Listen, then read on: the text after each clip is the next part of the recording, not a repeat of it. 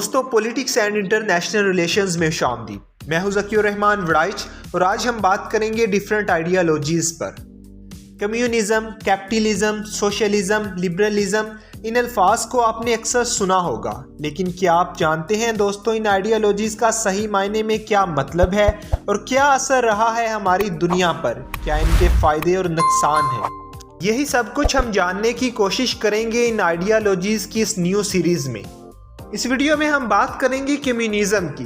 क्या है ये कम्युनिज्म और कम्युनिस्ट आइडियालॉजी? एक लाइन में कम्युनिज्म का मतलब है from each according to his ability to each according to his needs.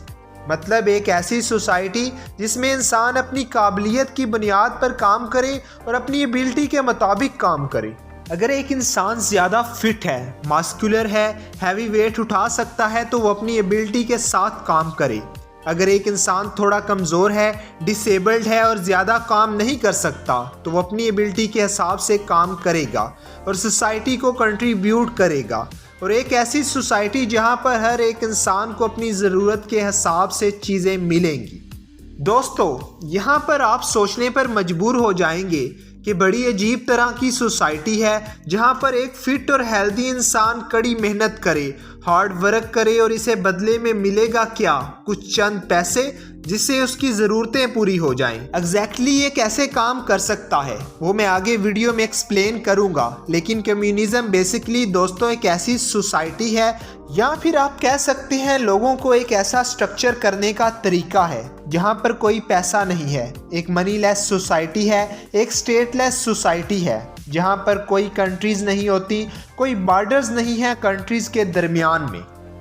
और एक क्लासलेस सोसाइटी है जहां पर कोई ऊंच नीच नहीं, कोई अमीर गरीब में फ़र्क नहीं है। और एक ऐसी सोसाइटी है जहां पर मीन्स ऑफ प्रोडक्शन यानी ज़मीन, खेत, इंडस्ट्रीज़, फैक्ट्रीज़ ये सब ऑपरेट किए जाते हैं और ऑन किए जाते हैं लेबर्स के ज़रिए यानी आम आदमी के ज़रिए।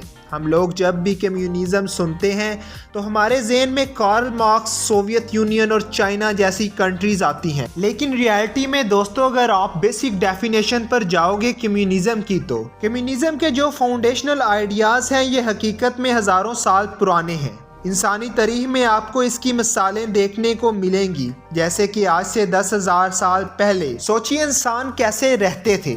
इंसान रहते थे हंटर गैदरिंग लाइफस्टाइल में, ट्राइब्स की फार्म में।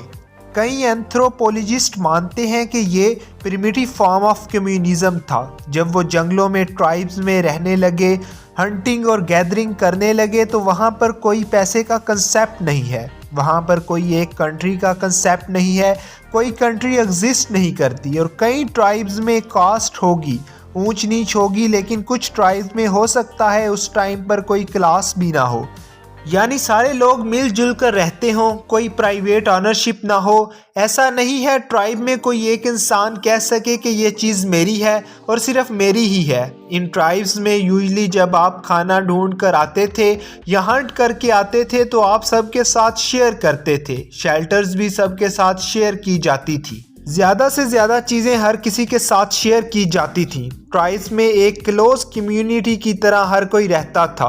वैसे अगर आप इस चीज़ के बारे में और गहराई से जानना चाहते हैं तो मैं आपको स्पेनियंस बुक रिकमेंड करूँगा, a brief history of human kind. ये किताब ह्यूमन हिस्ट्री के बारे में सब कुछ बताती है। हम आज के कम्युनिज्म की डेफिनेशन पर आएँ तो कार्ल मार्क्स को फादर ऑफ कम्युनिज्म कहा जाता है। कार्ल मार्क्स एक जर्मन फिलासफर थे जिन्होंने 1848 में कम्युनिस्ट मैनिफेस्टो लिखा था। इस मैनिफेस्टो में क्या लिखा था इसको समझने से पहले हमें समझना होगा किस ज़माने में कार्ल मार्क्स रह रहे थे, उनके आसपास की कंडीशंस क्या थी। कार्ल मार्क्स एक ऐसे ज़माने में बड़े हुए जब इंडस्ट्रियल रेवोल्यूशन की जस्ट शुरुआत हुई थी। इंडस्ट्रियल रेवोल्यूशन से आई मशीनें और बड़ी बड़ी फैक्ट्रियाँ। इन फैक्ट्रीज में दोस्तों अक्सर जो लेबर काम करते थे, जो मजदूर काम करते थे, वो बहुत ही बुरी हालत में काम करते थे। इन फैक्ट्रीज के ओनर्स अक्सर अमीर लोग थे जो अपने मजदूरों को एक्सप्लॉइट करते थे।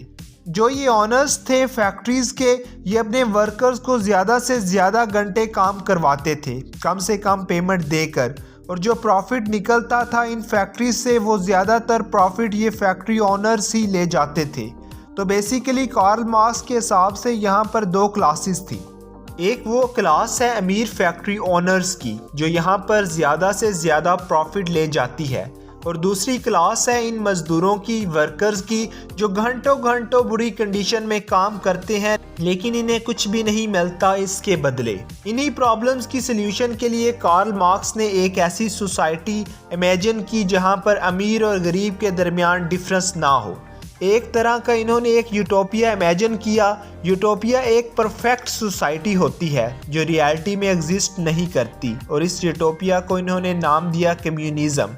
अपने कम्युनिस्ट मैनिफेस्टो में इन्होंने डिटेल्स बताई कि कम्युनिज्म किस तरह से अचीव किया जा सकता है। इन्होंने कहा कि ये वर्कर्स साथ मिलकर ओवरथ्रो कर सकेंगे जो भी मोनार्की एग्जिस्ट करती है, जो भी हुकूमत है। ये एक ऐसी सोसाइटी बनाएंगे जहां पर मीन्स ऑफ प्रोडक्शन यानी ये जो फैक्ट्रीज़ हैं और ये जो खेत हैं इनके मालिक कोई इक्का दुक्का फैक्ट्री ऑनर्स या लैंडलॉर्ड नहीं होंगे, बल्कि सारी सोसाइटी होगी, सब के सब ऑनर्स होंगे। इस कम्युनिस्ट मैनिफेस्टो के अकॉर्डिंग इस कम्युनिस्ट सोसाइटी में कोई क्लास नहीं होगी, कोई डिस्क्रिमिनेशन नहीं होगी, कोई ज़ात पात नहीं होगी। अमीर और गरीब के दरमियान किसी नस्ल या मज़हब की बुनियाद पर फ्री एजुकेशन दी जाएगी, फ्री हेल्थ केयर दिया जाएगा। अगर कोई इंसान अमीर है तो ऐसा नहीं कि इसके आने वाली सारी नस्लें अमीर ही रहेंगी, तो इनहेरिटेड वेल्थ अलाउड नहीं होगा, कोई प्राइवेट ऑनरशिप का कंसेप्ट नहीं होगा। कोई इंसान ये नहीं कह सकता कि ये खेत मेरा है, ये ज़मीन मेरी है। हर कोई सारी ज़मीन को ऑन करेगा, सारी फैक्ट्रीज को ऑन करेगा। इवन डिस्ट्रीब्यूशन ऑफ वेल्थ होगी, अमीर गरीब भी नहीं होंगे, सारों के पास इक्वलिटी होगी और हर कोई हर चीज़ का मालिक रहेगा। Everyone owns everything. तो ये सारी चीज़ें काफ़ी आइडियलिस्टिक हैं, लेकिन at the end of the day ये सब कुछ थ्योरेटिकल है। आप पूछेंगे कि ये सब कुछ प्रैक्टिकली कैसे इम्प्लीमेंट किया जा सकता है। ये सब कुछ बोलने में अच्छा लगता है, लेकिन रियलिटी में ये किया कैसे जा सकता है। आप सही कह रहे हैं, क्योंकि at the end of the day Karl Marx एक फिलासफर थे और प्रैक्टिकल इम्प्लीमेंटेशन कम्युनिज्म की इन्होंने नहीं दी थी। प्रैक्टिकल इम्प्लीमेंटेशन रियलिटी में सही मायनों में ज़्यादातर देखी गई रशियन रेवोल्यूशन ऑफ 1917 के बाद। रशिया में कम्युनिस्ट वर्कर्स ने साथ मिलकर अपने मुनार्क, जिसे ज़ार कहा जाता था इस टाइम पर, इसे ओवरथ्रो किया और इनके लीडर लेनिन ने पहली बार कम्युनिस्ट आइडियाज़ को एक बड़े स्केल पर इम्प्लीमेंट किया। लेनिन ने अपने ज़माने के लिए काफ़ी रेवोल्यूशनरी इकदाम उठाए। मज़दूरों के ह्यूमन राइट्स को समझा गया, वर्किंग वीक को 8 घंटे पर डे और हफ्ते में 5 दिन तक लिमिट किया गया। इससे पहले फैक्ट्रीज में 12, 13 और 14 घंटे मजदूरों को काम करने को कहा जाता था, लेकिन लेनिन ने पहली बार 8 घंटे और 5 दिन को इंट्रोड्यूस किया, जो कि आजकल दुनिया में कॉमन है। हर कोई मंडे टू फ्राइडे 8 घंटे पर डे के लिए काम करता है। औरतों को इंट्रोड्यूस किया गया एजुकेशन के लिए। खेती करने के लिए ज़मीन को अमीर लैंड ऑनर से छीन लिया गया और किसानों में रीडिस्ट्रीब्यूट किया गया। जो फैक्ट्रीज थी इन्हें नेशनलाइज कर दिया गया, यानी सरकारी कंट्रोल के अंदर ले लिया गया। लेकिन अगर आपको याद हो दोस्तों, जो कम्युनिस्ट मैनिफेस्टो में लिखे गए ओरिजिनल आइडियाज़ थे, उनमें इस तरह नहीं लिखा गया था कि हुकूमत चीज़ों पर कंट्रोल रखेगी, बल्कि उसमें कहा गया था कि अवाम कंट्रोल करेगी सब चीज़ों को। तो ऑलरेडी आप इसे कह सकते हैं कि लेनिन ने जो अपना कम्युनिस्ट इम्प्लीमेंट किया था, वो मार्क्स के जो आइडियाज़ सोचे गए थे इनसे थोड़ा अलग था। अब अगर ज़रा सोचें कि इतने बड़े बड़े इक़दाम उठाए जाएंगे इतने बड़े मुल्क में, यानी सोवियत यूनियन जितने बड़े मुल्क में, इस तरह तो पॉसिबल ही नहीं कि वहाँ रहने वाला हर इंसान इस चीज़ से एग्री करेगा। कुछ लोग कहेंगे कि नहीं, ये जो हुकूमत करने लगी है ये सही नहीं है, ऐसा नहीं करना चाहिए इसे। लेकिन लेनिन का मानना था कि जो मैं कर रहा हूँ वही सही कर रहा हूँ, और इनमें क्रिटिसिज्म बर्दाश्त करने की हिम्मत नहीं थी। इसी वजह से इन्होंने बाकी सारी पॉलिटिकल पार्टीज़ को बैन कर दिया और एक वन पार्टी स्टेट स्टैब्लिश की, एक ऐसी रियासत जहाँ पर पार्टी को क्रिटिसाइज़ करना ही अलाउड नहीं था। एक सीक्रेट पुलिस जो लोगों के ऊपर नज़र रखती थी कि कोई हमारी हुकूमत को क्रिटिसाइज़ करेगा तो हम इसे उठाकर जेल में डाल देंगे। कोई इंसान जो कम्युनिज़म को अपोज करेगा या सस्पेक्ट भी किया जाता है कि वो कम्युनिज़म के खिलाफ बोल रहा है, तो इसे उठाकर जेल में डाल दिया जाता था। या डिपोर्ट कर दिया जाता था या फिर एग्जीक्यूट कर दिया जाता था। तो ये जो मार्क्सिस्ट लेनिनिस्ट पॉलिटिकल स्ट्रक्चर था इसे सोवियत कम्युनिज्म कहा जाता है। आज के दिन ज़्यादातर लोग कम्युनिज्म को इसी सोवियत कम्युनिज्म से एसोसिएट करते हैं, लेकिन ऑब्वियसली हर कम्युनिस्ट इस लेनिनिज्म से एग्री नहीं करता था। जैसे कि एक बड़ी मशहूर रूसा लेजनबर्ग पोलिश कम्युनिस्ट थी जो लेनिनिज्म के साथ खिलाफ थी। ये सपोर्ट करती थी लिबरलिज्म मार्क्सिज्म को, एक ऐसी मार्क्सिज्म फिलॉसफी जहां पर लोगों को फ्रीडम और स्पीच दिया जाए, लोगों को अपना फ्रीडम दिया जाए। लेकिन बहरहाल 1924 में लेनिन की वफात हो गई और इनके बाद स्टालिन आए जिन्होंने अपने आइडियाज़ को इम्प्लीमेंट किया कम्युनिज्म को लेकर, जो कि और भी बदतर थे लेनिन से। स्टालिन की जो कम्युनिस्ट आइडियालॉजी थी वो मार्क्स की कम्युनिस्ट आइडियालॉजी से और भी दूर चली गई। स्टालिन ने कोशिश की कि कैसे फैक्ट्रीज का आउटपुट बढ़ाया जा सकता है, तो इसके लिए इन्होंने मजदूरों से और ज्यादा काम करवाया और मजदूर फिर उन्हीं बेकार कंडीशन में काम करने लग गए, जिसके बारे में मार्क्स ने मेंशन किया था। बस फर्क ये था कि इस बार फैक्ट्रीज के ऑनर्स कोई अमीर बिजनेसमैन नहीं थे बल्कि गवर्नमेंट थी। सोवियत यूनियन की हुकूमत ने अपने वर्कर्स को इन्हीं बेकार कंडीशन में रखा और माशी हालत इतनी खराब थी कि मिलियंस ऑफ लोग मारे गए फमाइन और भूख की वजह से। कई लोग इसी वजह से दोस्तों स्टालिन की आइडियालॉजी को स्टेट कैपिटलिज्म भी कहते हैं कि इसका कम्युनिज्म से ज़्यादा कोई तल्लक नहीं है, बल्कि ये कैपिटलिज्म का स्ट्रक्चर था जो कि स्टेट को कंट्रोल करता था। इसके बाद आया दोस्तों माओ, जिनकी कम्युनिस्ट आइडियालॉजी और भी ज़्यादा एक्सट्रीम थी और ज़्यादा वायलेंट थी। इनका एक बड़ा मशहूर डायलॉग है, all practical power comes from the barrel of a gun, यानी कहीं ना कहीं ये वायलेंस के लिए एडवोकेट करते हैं। इनकी आइडियालॉजी को कहा जाता है माओइज्म और माओइस्ट का लफ्ज़ यहीं से निकल कर आता है। सोवियत यूनियन से इंस्पायर होकर दुनिया भर में बहुत सारे मुल्कों ने कम्युनिज्म इम्प्लीमेंट करने की कोशिश की। इन सब मुल्कों ने अपने अपने आइडियाज़ इम्प्लीमेंट किए कि इनके हिसाब से दरअसल कम्युनिज्म कैसे काम करना चाहिए और हकीकत में कम्युनिज्म कैसे काम करता है। लेकिन जो चीज़ इन सारे ममालिक में आम देखने में मिली वो इन सारे ममालिक में डिक्टेटरशिप थी। ज़्यादातर कम्युनिस्ट ममालिक डिक्टेटरशिप में बदल गए। दोस्तों दुनिया भर में कम्युनिज्म की वजह से करोड़ों लोगों ने अपनी जान दी। एक तरफ थे स्टालिन और माओ जैसे डिक्टेटर्स जो लोगों को मार डालते थे इस वजह से कि इनको लगता था कि ये कम्युनिज्म के खिलाफ हैं। दूसरी तरफ थे जर्मनी में हिटलर, इटली में मोसिलिनी और स्पेन में फ्रैंको जो अपने मुल्कों में लोगों को मार डालते थे इस शख्स से कि कहीं वो कम्युनिस्ट तो नहीं। इनफैक्ट हिटलर और मोसिलिनी के बारे में कहा जाता है कि एक टेक्निक जो इन्होंने इस्तेमाल की पावर में आने के लिए वो यही थी कि लोगों को डर दिखाया कि ये कम्युनिज्म है, ये हमें ख़त्म कर डालेगा, तो कम्युनिज्म से बचना है तो मुझे वोट दो। और इसी तरह से ये लोग पावर में आए और डिक्टेटर बने। तो अभी तक आप एक चीज़ समझ गए होंगे दोस्तों कि कम्युनिस्ट होना या ना होना ये कोई ब्लैक एंड वाइट चीज़ नहीं है। सक्सेसफुल आइडियाज़ ऑफ कम्युनिज्म, यानी ऐसे आइडियाज़ जो कम्युनिज्म में सक्सेसफुल निकले और बाकी दुनिया ने इसे इम्प्लीमेंट कर लिया। पहला आइडिया है एक क्लासलेस सोसाइटी का, एक ऐसी सोसाइटी जहां पर कोई क्लास डिफरेंस नहीं है।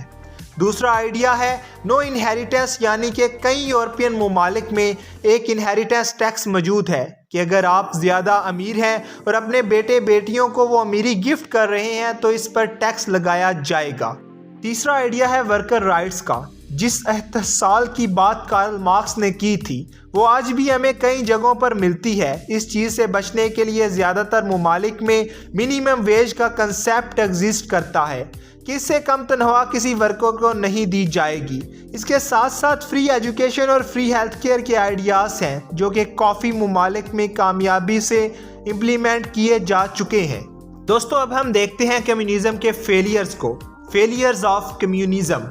जब आप रियलिटी में एक क्लासलेस माशरा बनाने की कोशिश करते हैं जहां पर कोई हर चीज़ का ऑनर रहेगा, इस सोसाइटी में एक पावर वैक्यूम हो जाता है, यानी कोई लीड करने वाला नहीं है। और इस पावर वैक्यूम की वजह से हमेशा डिक्टेटरशिप के लिए जगह बन जाती है कि कोई एक इंसान जो दूसरों को बोलेगा कि नहीं ऐसे करना चाहिए तो वो डिक्टेटर बन जाएगा। और फिर इसी डिक्टेटरशिप से फिर वन पार्टी रूल बनाया जाता है, लोगों की आज़ादी छीन ली जाती है, जमहूरियत नहीं होती। अगर कोई पार्टी के खिलाफ बोलता है तो इन्हें अरेस्ट कर लिया जाता है या जान से मार दिया जाता है। तो जब ये डिक्टेटरशिप इस्टेब्लिश होगी तो रियलिटी में हुकूमत कंट्रोल करेगी सारी फैक्ट्रीज़ को, सारी ज़मीनों को, सारे डिस्ट्रीब्यूशन प्रोसेस को, कि लोगों में जो चीज़ें बांटी जाएंगी वो हुकूमत के कंट्रोल में होंगी। जब एक इंसान या पार्टी इन सारी चीज़ों को कंट्रोल करेगी तो इससे करप्शन होगी। जो लोग पावर में बैठे होंगे वो करप्ट बनते जाएंगे, क्योंकि इनके हाथ में इतना ज़्यादा कंट्रोल है कि वो सब कुछ डिसाइड कर सकते हैं लोगों के बारे में, लोग कैसे घरों में रहेंगे, लोगों को कितनी ज़मीनें मिलेंगी। दोस्तों, ये सब कुछ देखने के बाद एक सवाल जहन में आता है कि क्या कोई सक्सेसफुल प्रैक्टिकल एग्जाम्पल मौजूद है कम्युनिज़म का, जहाँ पर कम्युनिज़म इम्प्लीमेंट किया गया हो? और सही मायनों में इसका जवाब है जी हाँ, छोटी छोटी कम्युनिटीज़ में। जहाँ जब भी स्केल बड़ा हो जाता है, कंट्रीज़ के लेवल पर चला जाता है, तो यहाँ पर कम्युनिज़म फेल होते हुए नज़र आता है। लेकिन छोटी कम्युनिटीज़ में कम्युनिज़म कुछ जगहों पर नज़र आता है। इसकी सबसे बड़ी मिसाल वो अर्ली ह्यूमंस थे जो कबीलों की शक्ल में रहते थे, साथ मिलजुल कर काम करते थे, जब पैसे का, मुमालिक का कोई कंसेप्ट मौजूद नहीं था। लेकिन आज के मॉडर्न ज़माने में अगर हम बात करें तो इसकी भी चंद मिसालें मिल जाती हैं जो छोटी कम्युनिटीज़ में काम करती हैं। दोस्तों, इस सीरीज़ की अगली वीडियो में मैं आपको बताऊंगा कैपिटलिज्म और सोशलिज्म के बारे में, जिससे आपका पूरा कंसेप्ट क्लियर हो जाएगा। और आप अपनी राय में बताइए कमेंट्स में लिख करके आपको ख्याल में क्या सक्सेसफुल आइडियाज़ हैं कम्युनिज़म के और क्या फेलियर्स हैं कम्युनिज़म की। दोस्तों, अब तक के लिए इतना ही। अगर अभी तक आपने हमारे चैनल को सब्सक्राइब नहीं किया तो इसे सब्सक्राइब करें और बेल आइकॉन का बटन ज़रूर दबा दें ताकि नई आने वाली हर इंफॉर्मेटिव वीडियो आपको मिल सके। अल्लाह हाफिज़।